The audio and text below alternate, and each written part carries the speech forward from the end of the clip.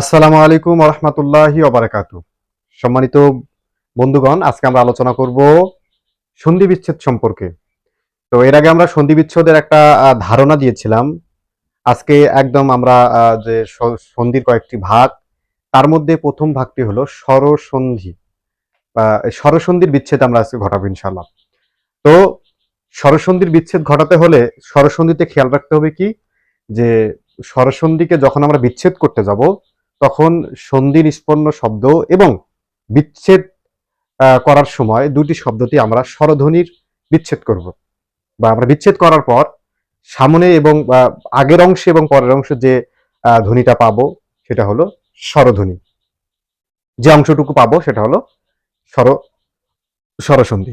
তা আসলেন আমরা আজকের প্রথম একটা রুলস লিখে দিয়েছি যে স্বরে আ ইকুয়াল স্বরেয় অবলিক স্বরেয়া প্লাস স্বরেয় অবলিক স্বরেয়া। কি বুঝলাম? এটা কিছুই না, এটা হলো জাস্ট একটা ট্রিক্স। কিসের ট্রিক্স? দেখেন, যদি আমরা এটা বলি যে যদি সন্ধি নিষ্পন্ন শব্দের মাঝে স্বরে আ থাকে বা আকার থাকে, তাহলে বিচ্ছেদে গিয়ে আগের অংশে হয় স্বরেয় হবে অথবা আকার স্বরে আকার হবে, আর অথবা স্বরেয় হবে অথবা স্বরে হবে, দুইটার একটা হবে। যদি সন্ধি নিষ্পন্ন শব্দে স্বরেয়া থাকে তাহলে বিচ্ছেদে গিয়ে এখানে যে অংশটুকু লিখে দিয়েছি আমরা স্বরে ও অথবা স্বরে আ, এখানে স্বরে অথবা স্বরে আ, এই দুটি অংশেই এই স্বরে অথবা স্বরে হবে। দেখি একটা, যদি বলা যায় নরাধম, নরা নো, তাহলে নরাধম আমরা লিখলাম নরাধম। নরাধমটা এবার একটু ভেঙে দেখি। নরাধম উচ্চারণের ক্ষেত্রে যখন আমরা পড়তে যাই তখন মাঝে কিন্তু একটা অক্ষরের একটা বিন্যাস চলে আসে, যে কি নরাধম, নরাধম। তাহলে মাঝে স্বরে আছে বা আকার আছে। আকার থাকলে কি হবে? আমাদের এই যে অংশটুকু আমরা ছকে লিখে দিয়েছি নিয়মে, এটা কিন্তু আমাদের হবে। তাহলে একটু দেখি, তাহলে আমরা নর যোগ অধম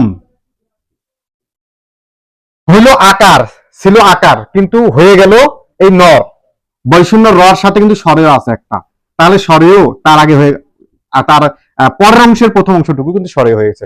তাহলে দেখেন আমরা এখানে লিখে দিতে হয় স্বরে হবে অথবা স্বরেয়া হবে। তাহলে এটা ক্লিয়ার।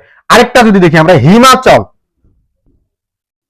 হিমালয় বলি, হিমালয় হিমালয়, তাহলে হিম, হিম যোগ আলয়, হিম যোগ আলয়। তাহলে এই যে সন্ধি নিষ্পন্ন শব্দে স্বরে অথবা আকার আছে, সন্ধি নিষ্পন্ন শব্দে আকার আছে, বিচ্ছেদে গিয়ে অকার এবং আকার হয়েছে, এটাই হবে। ভিতরে যদি স্বরসন্ধির ক্ষেত্রে যদি আকার থাকে, সন্ধি নিষ্পন্ন শব্দে যদি আকার থাকে, ভাঙতে গেলে যখন আমরা বিচ্ছেদ করতে যাব তখন দুটি অংশের আগে স্বরে হতে পারে অথবা স্বরে হতে পারে, পরের অংশের আগে স্বরে হতে পারে অথবা স্বরে হতে পারে। এরপর আরো যদি আরেকটা আমরা উদাহরণ দেখি, বিদ্যালয়, বিদ্যালয় বিদ্যা যোগ আলয়, বিদ্যালয় কি ভাঙলে কি হলো? বিদ্যা যোগ আলয়। এখানে আকার আছে, দ্যাটস ওয়াই এখানে যে আকার হয়েছে, তারপরেও আকার, আকার এবং আকার। তাহলে একদম ইজি হয়ে গেল যে যদি আগে বা আকার থাকে, সন্ধি নিষ্পন্ন শব্দে আকার থাকলে এটা অকার আকার অথবা অকার আকার, এটাই হবে। এরপরে আমরা দেখব দ্বিতীয় রুলসটা। 2 নম্বর রুলসে আমরা দেখব, যদি এটা 2 দিতে হবে, যদি সন্ধি নিষ্পন্ন শব্দে, সন্ধিবদ্ধ শব্দে যদি এ থাকে অথবা একার থাকে, একার যদি থাকে, সন্ধিবদ্ধ শব্দে যদি একার থাকে, তাহলে বিচ্ছেদে গিয়ে আগের অংশে স্বরেয় অথবা স্বরেয়া হবে এবং পরের অংশ রস্যই অথবা দীর্ঘই হবে। তাহলে এ যদি থাকে সন্ধিবদ্ধ শব্দে, বিচ্ছেদে গিয়ে আগের অংশে স্বরেয় অথবা স্বরেয়া হবে এবং পরের অংশে রস্যই এবং দীর্ঘই হবে। যদি আমরা একটা উদাহরণ দেখি, শুভেচ্ছা যদি বলি, শুভেচ্ছা, শুভেচ্ছা, এখানে দেখেন শুভেচ্ছা, তাই না? এই যে দেখেন একার আছে কিন্তু মাঝে, এটা খেয়াল রাখতে হবে, একার আছে। তাহলে একার থাকলে কি হবে? স্বরে অথবা স্বরেয়া। তাহলে শুভ, শুভ ভর সাথে কি আছে? ওকার আছে। ইচ্ছা, শুভ যোগ ইচ্ছা, শুভেচ্ছা, আগের অংশে স্বরেও হয়েছে, পরের অংশে রস্যই হয়েছে। এরপরে বহেশ, মহেশদের কি হবে? মহা যোগ ইস। যদি থাকে পরমেশ, তাহলে কি পরম যোগ পরম যোগ রস্বী তালবস্য দীর্ঘই তালবস্য। পরমেশ থাকে কি হবে? পরম যোগ ইস। শুভেচ্ছা, মহেশ, পরমেশ্বর সবগুলোতে একার আছে। একার থাকলে এই সূত্রটা একদম বারহাত হয়ে যাবে। যদি ওকার থাকে, সন্ধিবদ্ধ শব্দে যদি ওকার থাকে, তাহলে আগের অংশে যদি স্বরে অথবা স্বরেয়া থাকে বা আকার থাকে, তাহলে পরের অংশে গিয়ে হ্রস্ব অথবা দীর্ঘ হবে। কি আবার সেটা? আচ্ছা, তাহলে দেখেন, যদি আমরা বলি হলো যথোপযুক্ত, যথোপযুক্ত, যথোপযুক্ত, আমাদের কিন্তু আমরা যে প্রচলিত নিয়মগুলো শিখি, যেখানে আগে ভাঙাটা থাকে তারপরে সন্ধিবদ্ধ শব্দ থাকে, কিন্তু আমাদের পরীক্ষা কিন্তু ওই বিচ্ছেদ অংশ থাকবে না, বিচ্ছেদ করতে বলবে যে যথোপযুক্ত সন্ধি বিচ্ছেদ কোনটি, যথোপযুক্ত সন্ধি বিচ্ছেদ করো। তাহলে এটা কিন্তু আমরা তখন সন্ধি ভেঙে দিতে হবে, বিচ্ছেদ করে দিতে হবে। যে আমরা যে নিয়মগুলো শিখছি, যে আপনার ভাঙা নিয়ম দিয়ে আমাদের শেখানো হয়, যে ভেঙে শেখানো হয়, এটা কিন্তু হবে না, চলবে না। তাহলে যথোপযুক্ত, এখানে ওকার আছে, এই যে ওকার, তাহলে ওকার যদি থাকে কি হবে? একটু খেয়াল করেন তো, একটু খেয়াল করেন। যথা যোগ উপযুক্ত, যথাযোগ উপযুক্ত। যদি থাকে হলো সূর্যোদয়, সূর্যোদয়, তাহলে ওকার আছে, তাহলে হবে সূর্য যোগ উদয়, সূর্য যোগ উদয়। সূর্যোদয়ের বিচ্ছেদ অংশ হবে সূর্য যোগ উদয়। যদি থাকে হলো প্রশ্নোত্তর, ওকার আছে, প্রশ্নের ওকার আছে, তাহলে কি হবে? প্রশ্ন যোগ উত্তর, একেবারে পানির মতো সোজা। প্রশ্নোত্তরে গিয়ে হবে প্রশ্ন যোগ উত্তর। এই নিয়মটা মনে থাকলে যে কোনো ধরনের সন্ধি বিচ্ছেদ আমরা পেয়ে যাব।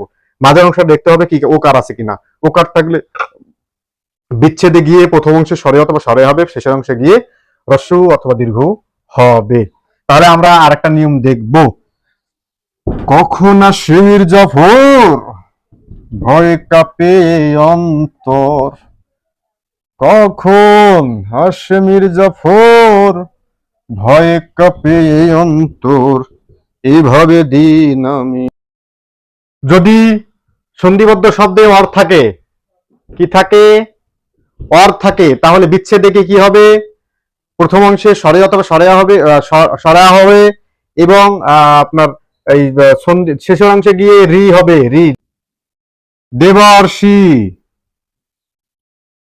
যদি থাকে দেবর্ষি, তাহলে কি হবে?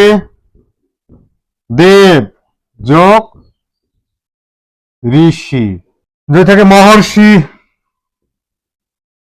তাহলে মহা, সরি, মহাযোগ ঋষি। দেবর্ষি থাকলে দেব যোগ ঋষি, মহর্ষি থাকলে মহাযোগ ঋষি।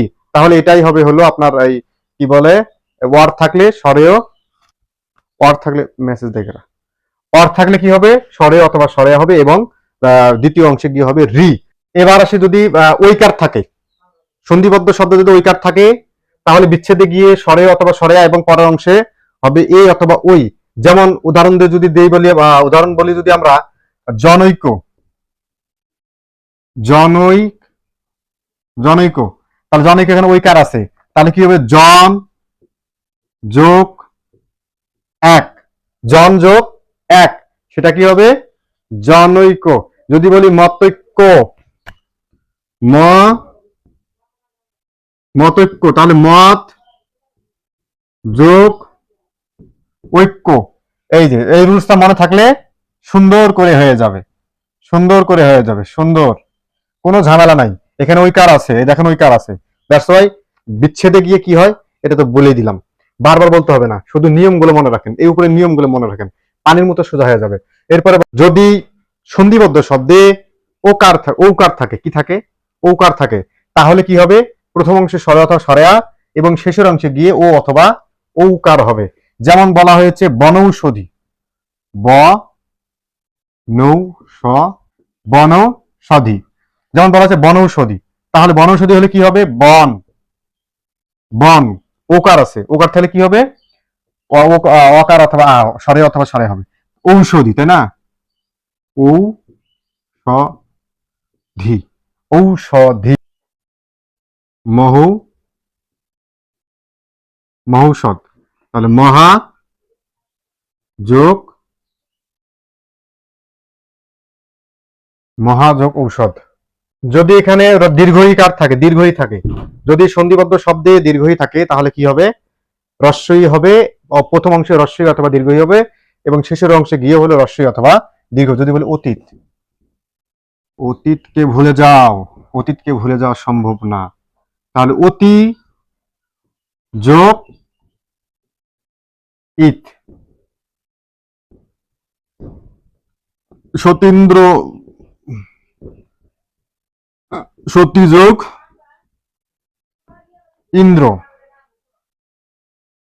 যদি বলা পরীক্ষা, পরি যোগ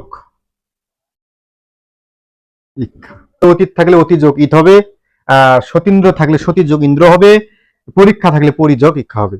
এই যে কয়েকটা নিয়ম আমরা স্বরসন্ধির দেখলাম, এটা হলো এই যে কয়েকটি দেখলাম এটা most important, one of the most important rules হলো এগুলা। এই কয়েকটা যদি মনে রাখতে পারি তাহলে আপাতত আমাদের সন্ধি বিচ্ছেদের কোনো সমস্যা হবে বলে মনে হয় না। এরপরে আমরা আলোচনা করব নিপাতনে সিদ্ধ স্বরসন্ধি কাকে বলে, এটা নিয়ে আমরা আরেকটা ক্লাস করব। আল্লাহ আপনাদের সকলের মঙ্গল করুক। আসসালামু আলাইকুম ওয়া রাহমাতুল্লাহি ওয়া বারাকাতুহু।